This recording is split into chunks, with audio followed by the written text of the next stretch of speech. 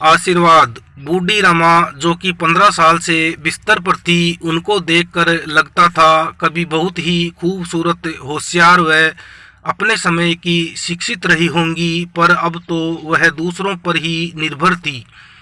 हालांकि भरा पूरा परिवार था, 4 बेटे, 4 बहुएं, उनके भी बच्चे, पर वह तो शायद अभागिन रुचिका की ही जिम्मेदारी थी। रुचिका रमा की बेटी सुखदा की बेटी थी। सुखदा और उसके पति एक दुर्घटना में चल बसे थे। नानी रमा अपनी इस बेटी की निशानी को अपने साथ ले आई। बहुत छोटी रुचिका मामियों की आंखों का कांटा थी, पर उस समय रमा के पति जीवनलाल जिंदा थे।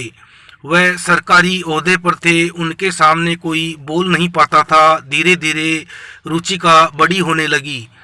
जीवनलाल को दिल का दौरा पड़ा और वह ईश्वर के पास चले गए। रमा ने भी बिस्तर पकड़ लिया। सारा काम रुचिका के ऊपर आ गया। वह पढ़ने में होशियार थी। उसकी पढ़ाई के खर्चे के लिए जीवनलाल ने पहले से ही बैंक में रुपए डिपॉजिट कर दिए थे। फिर भी मामियाँ उसको घर के कामों में उलझा देती, जिससे वह अपनी पढ़ाई छोड़ दे। पर रुचिका बहुत होशियार और सहनशील थी। नानी रमा बिस्तर में जरूर थी, फिर भी वह हर बात पर नजर रखती थी। रुचिका बहुत प्यार से नानी को नहलाती, खाना खिलाती, उनकी दवा का समय से ध्यान रखना, रात को उनके पास बैठकर पढ़ाई करना, यह उसकी दिनचर्या थी। रुचिका का पोस्ट ग्रेजुएशन का अंतिम पेपर था। नानी की सलाह से ही कुछ प्रतियोगी परीक्षाओं के कंपटीशन की पेपर भी दिए थे। ममेरे भाई बहन भी रुचिका को परेशान करने में पीछे नहीं थे, पर लाचार नानी उसकी शक्ति थी। कुछ हफ्तों में रमा की तबीयत कुछ अधिक खराब थी। रात को रमा रुचिका से बोली, बिटिया तूने मेरी दिवंगत बेटी की कमी पूरी की है। शायद वह होती तब वह भी मेरी इतनी सेवा नहीं करती। तेरे नाना कहते थे रमा ये चारों नालायक है, बस पैसे के लिए मुझसे डरते हैं। मैं तुझे और इस नन्ही जान को सशक्त कर जाऊंगा, जिससे इनके ऊपर तुम आश्रित ना रहो। आज रमा कुछ अधिक बेचैन थी। वह रुचिका से बोली, जरा मेरी संदूकची निकाल। रुचिका बोली, नानी आपकी कौन सी संदूकची है?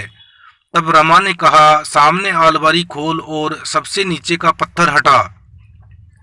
जब रुचिका ने पत्थर हटाया, तब उस पत्थर के पीछे एक और खाना था, जिसमें एक छोटी सी संदूकची थी। रुचिका सोच रही थी, जब मुझे नानी लाई मैं केवल 4 साल की थी, अब मैं 24 साल की हूँ। आज तक इस अलमारी का पता नहीं था। वह उस संदूकची को लेकर रमा के पास आई। रमा ने एक लिफाफा दिया और कहा, यह किसी को दिखाना नहीं, संभाल कर रखो। मेरा कल का भी नहीं पता, और अपने मामा व अन्य सदस्यों पर विश्वास मत करना। 2 दिन बाद बैंक की प्रतियोगी परीक्षा का परिणाम आ गया और उसमें रुचिका का चयन हो गया। रुचिका जल्दी से रमा के पास आई, बोली, नानी अब मेरी नौकरी पक्की, आप हमेशा मेरे साथ रहेंगी। रमा ने अपने हाथ उसको आशीर्वाद देने के लिए उठाए, बस सर पर रखा और स्वयं का सर एक ओर ढुलक गया।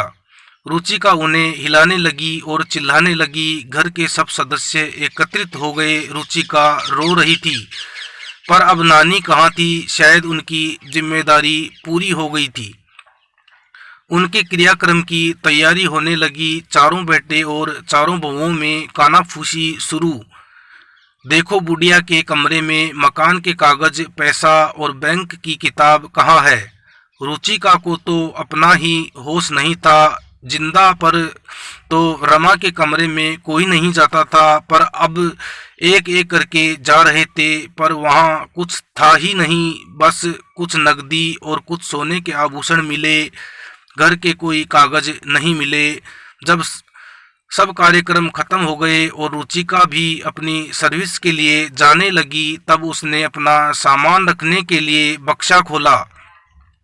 नानी का लिफाफा दिखाई दिया। उसमें एक 10 लाख रुपए की एफडी और मकान की वसीयत उसके नाम निकली। रुचिका के आंसू रुक नहीं रहे थे। वह सोच रही थी, नानी मैंने इस धरोहर के लिए आपकी सेवा नहीं की थी, मुझे तो बस आपका साथ और आशीर्वाद चाहिए था। उसने दूसरे दिन जाते समय सबको बताया कि रजिस्टर्ड वसीयत मकान की उसके नाम है, पर मैं यह भी नहीं चाहती कि आपसे झगड़ा करूं। हालांकि आप लोगों ने मेरे नाना नानी के साथ निरंतर दुर्व्यवहार ही किया था।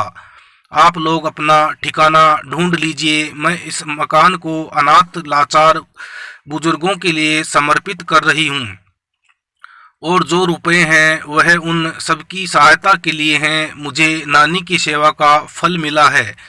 मैं चाहती हूँ ऐसे ही मैं अपना कर्म करूं और सब बुजुर्गों का आशीर्वाद मुझे मिले। आशा करता हूँ छोटी सी कहानी आपको पसंद आई होगी। इस कहानी पर आपकी क्या राय है हमें कमेंट करके ज़रूर बताएं।